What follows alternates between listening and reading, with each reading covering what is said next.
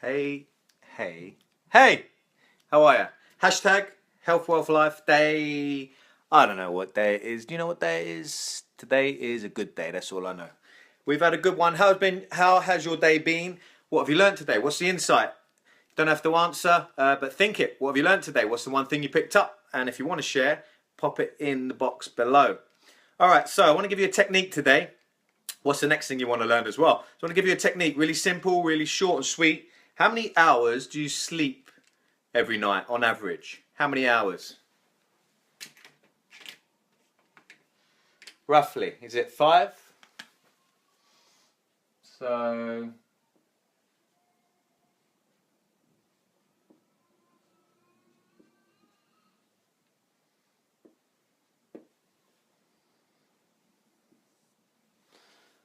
Lewis, hello mate, how are you? Good to see you. How many hours do you sleep roughly on average? 5?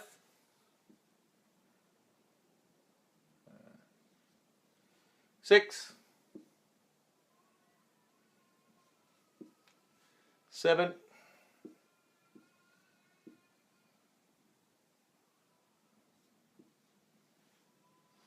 8 or 9? How many hours do you sleep? Pop it in the comment box. 4, Jeff. That's not a lot, mate. And you're good to go on that? You function really well? And you've been doing that for how long? 4 hours. Is that every night? Wow. Hi, Jane. How many hours do you sleep on average a night? I'm curious. I'm going to talk about something else in a minute, but I'm curious. This is part of it, though.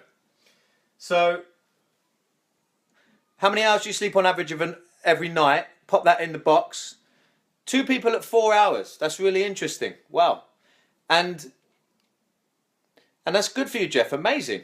I'd love to know what you do around that. Like maybe your diet, maybe your mindset, maybe your stress levels in your life enable you to do that. 4 hours as well. 3 people in 4 hours. This is fantastic.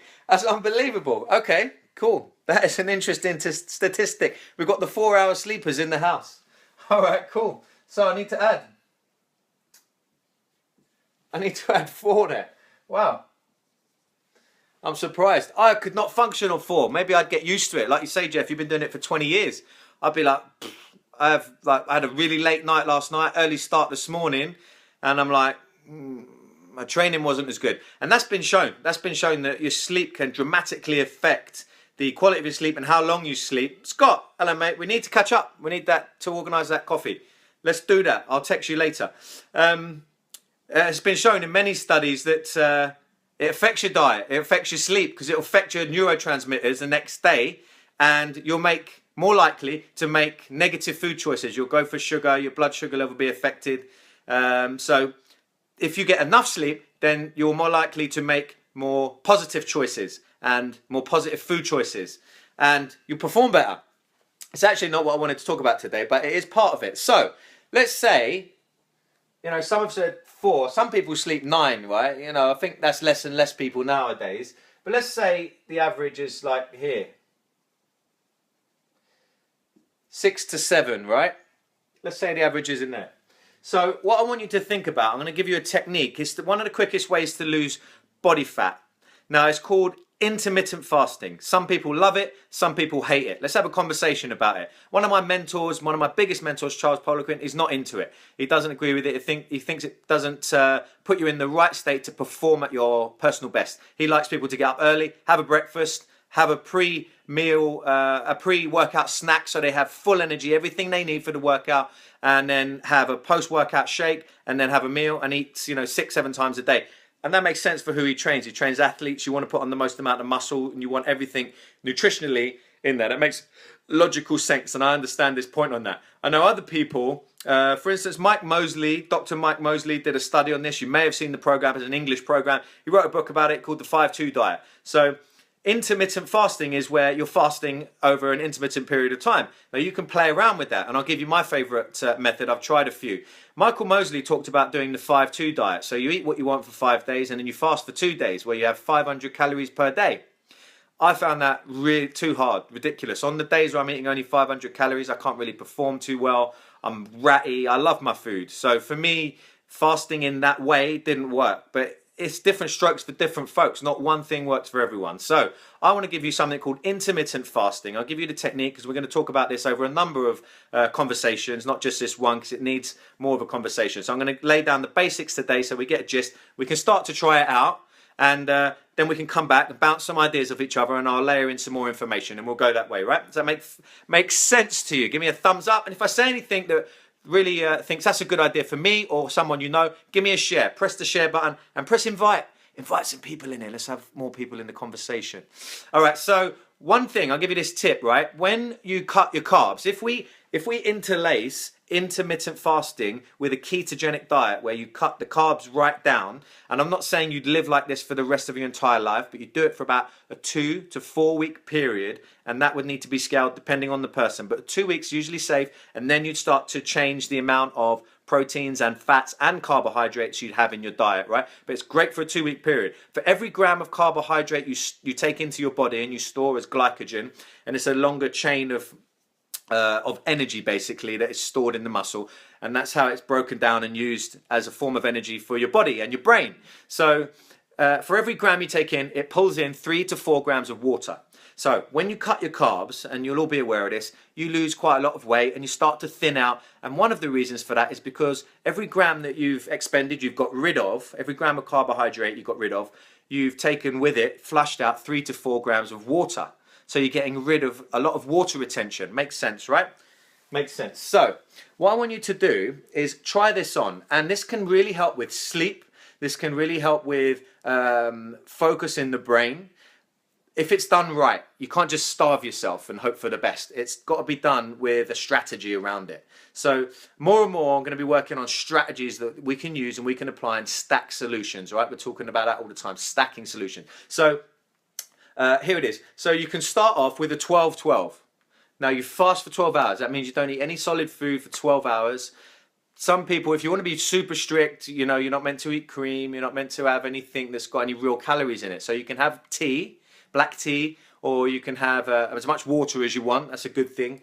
Recommend that. But you're not meant to have anything. Some people, not as strict, you probably go to a 98% fast if you have some cream in your coffee or something like that, right? Or some coconut oil in your coffee. But then that's higher calories, right? But just so you know. So you can go for a real strict fast where you don't eat nothing for 12 hours, or you can have, you know, a little bit of milk in your tea or cream in your coffee or something like that. Your choice. You can play around with both. And it's good to mix it over time. Now, 12-12, quite easy, because if we're sleeping 6.5 hours, then that leaves us with what? How many hours we don't have to eat for? So you sleep, you've got 12, 6, so 5.5. So it's only, oh, I need to write backwards. And I hate doing maths.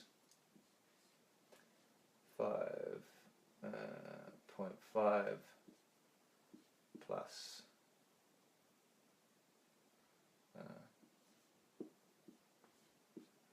6.5, 12, right? So if you don't eat, if we cut this in half, then we're looking at 2.75. So, oh, that's the wrong way around. Is that right? I'm writing back to front here. And that one.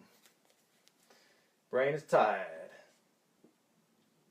Does that make sense? Right, so we only need to get 2.75 hours, so we can split that. So an hour and a half before bed and an hour and a half before when you wake up, and your fast is done. You're asleep for 6.5 hours, an hour and a half before you wake up, and an hour and a half before you go to bed and when you wake up. And that's your fast. That's a 12-hour fast. That's easy, right? Because you're asleep for 6.5 of it. Makes it easier, right? But what I really want you to think about is this one. Let's use a different colour.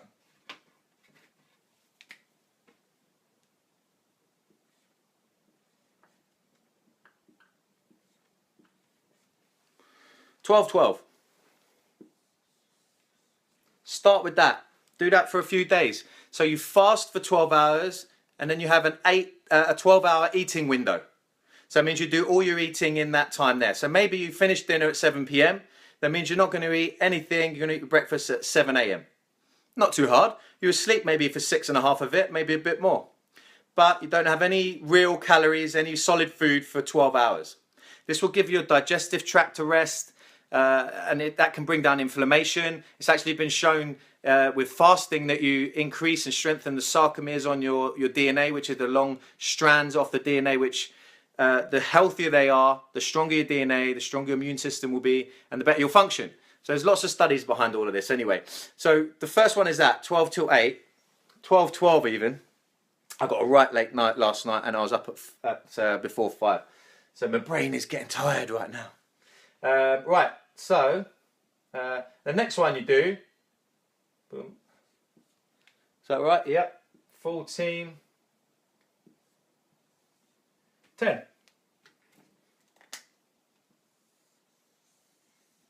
All right. So we do this.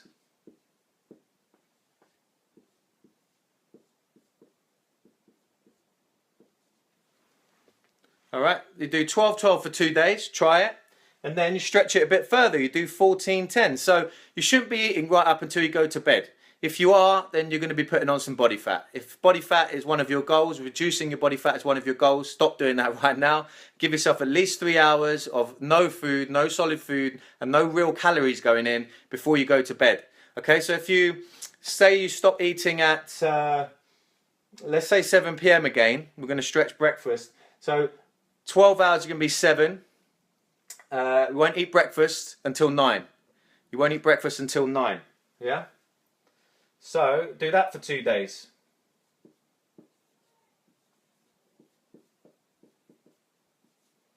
Do that for 2 days, right? Claudette, good to see you. We're talking about intermittent fasting. I'll give you a little technique. We'll build this up over time, but try this on first for a couple of days. I'll give you one more.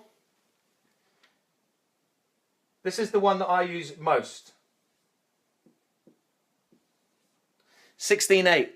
16-8. You do all of your eating in that 8-hour window. You do all of your eating in that 8-hour window. You fast for 16 hours. Now this will, you're not, one of the theories behind this that was disliked is you'll start burning into your muscle storage, but you won't. In a day you won't. You're talking like, you need 100 days of it to start really breaking down on your body to get dire, looking for energy from anywhere. But your body will access sugars in the blood, your body will access stored fat way before. And if you've got quite a bit of stored fat, it's going to access that as energy before it starts breaking down muscle tissue. Believe that. All right, so do that for 2 days, that for 2 days, and then try this.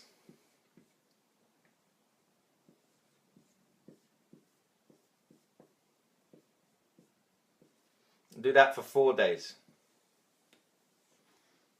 All right.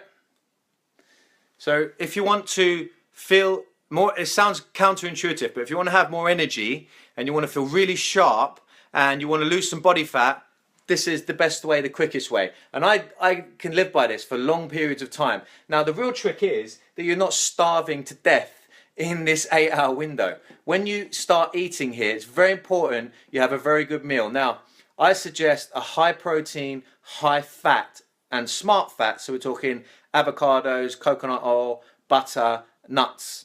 Smart fats for your breakfast here. Now it might not be a breakfast, right? It might turn into a bit of a brunch because sometimes I don't eat anything till midday.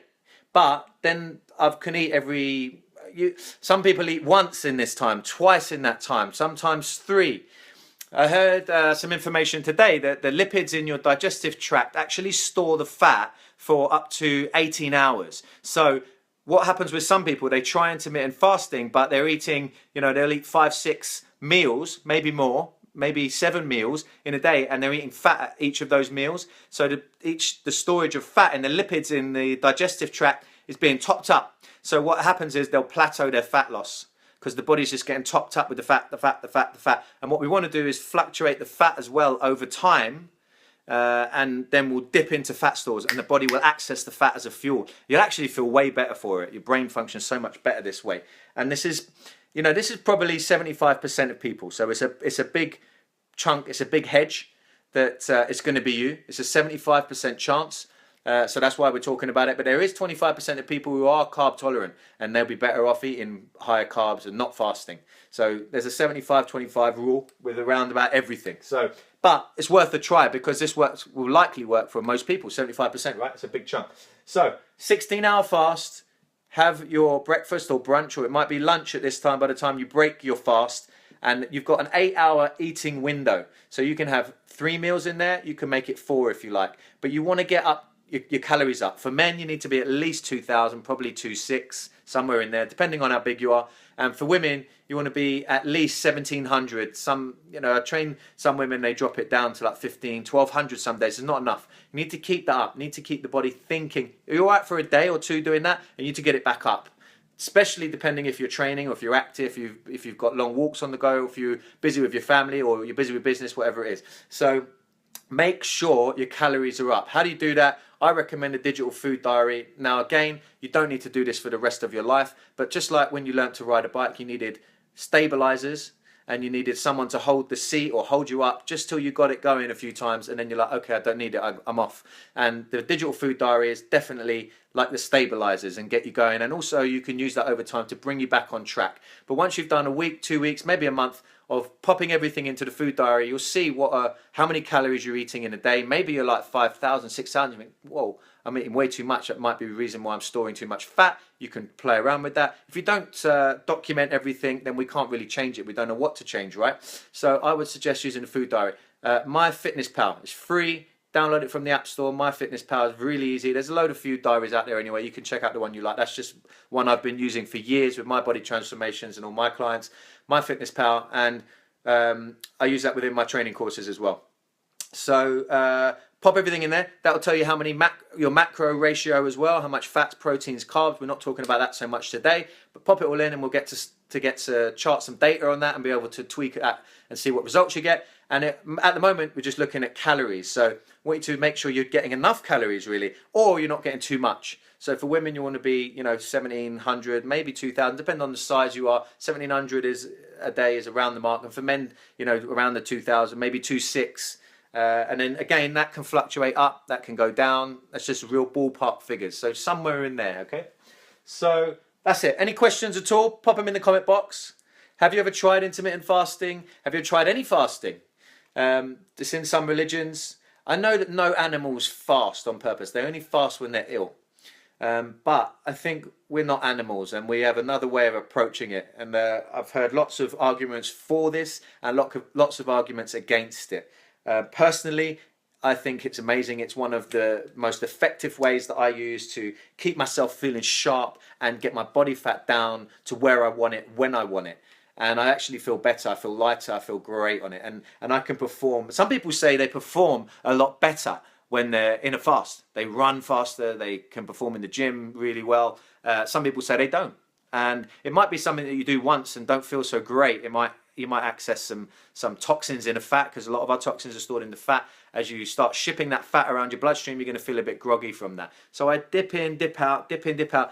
Try this little sequence. So 2 days of 12-12. Just make a note. Don't eat for 12 hours. But then make sure you eat enough calories in the 12-hour eating window. And then for the next 2 days, go 14-10. Don't eat for 14 hours, but make sure you get enough calories in the 10-hour window. And then the next 4 days, don't eat for 16 hours. And you've got an 8-hour eating window, and again, make sure you get enough calories in that eating window. We've not talked about what you're eating in that time, because that can obviously have an effect, but just get the technique down first, and then we'll layer this in and we'll have more of a conversation and build this up over time. So work out how many hours sleep you get on average, and figure out giving yourself 3 hours of stopping eating anything solid before you go to bed. That'll give your digestive tract a rest. You'll actually probably sleep better. Maybe not the first night because you might feel hungry at first, but get used to it and actually you feel good for it, trust me. And then that is incorporated in the fasting time. Yeah, all makes sense? Give me a thumbs up, give me a share. Sharing is caring. And that's it for today. Now, if you want a big tip, I've given it to some of you already. If you want a tip, this is just so simple. I talked about a ratio. I talked about a figure that could really benefit your figure over time, benefit your brain, benefit your detox, benefit inflammation in your body. So that's joint pain, the ability to lose body fat, your ability to concentrate, how well you're sleeping, how fast you're aging. if your joints and muscles are aching, all of that stuff, right? So 30 seconds a day, and this is like simple things, going to cost you about £1 a day as an investment. It's a no-brainer. You'll be seeing me improve mine and see the results on that, and I'll share that over time. But if you want that, type TIP, TIP in the comment box, and I'll get you a little intro about that. It's the most simple step you could take to boost your health and vitality quickly in 30 seconds a day. That's all you need. It's a no-brainer, and we should all have this balanced. No doubt. All right, amazing. Any questions about intermittent fasting? Try this little sequence of, that's an 8-day sequence, right? Just go over a week. So 2, 2, 4. Try it out, and let's see how we go for the next few days. Let me see how you feel, and let's have a conversation about it. See how you get on. Maybe we can share it with everyone else. Press the share button. Press the share button right now. Press it. Do it. Go on. Press the share. Get some more people in here. Let's get the conversation going. I'll see you tomorrow. About 6 p.m. I'm going to be out and about tomorrow. I've got a friend in town from the States, and we're having a catch-up, a few of the boys, so maybe I'll do a fun one with them. I don't trust them, though. They could be a bit naughty on screen, so maybe I'll do it before I meet them. Anyway, have an amazing evening. Take great care of yourself and everyone around you, and remember, happy is a skill that you can learn, and this is a better way to bring out your personal best. Let's go get some health wealth. Let's take the world with us. I'll see you all tomorrow at 6 p.m. Thank you for sharing, Sarah. Appreciate that. And Claudette. Have an amazing evening. Talk to you tomorrow, guys. Ciao.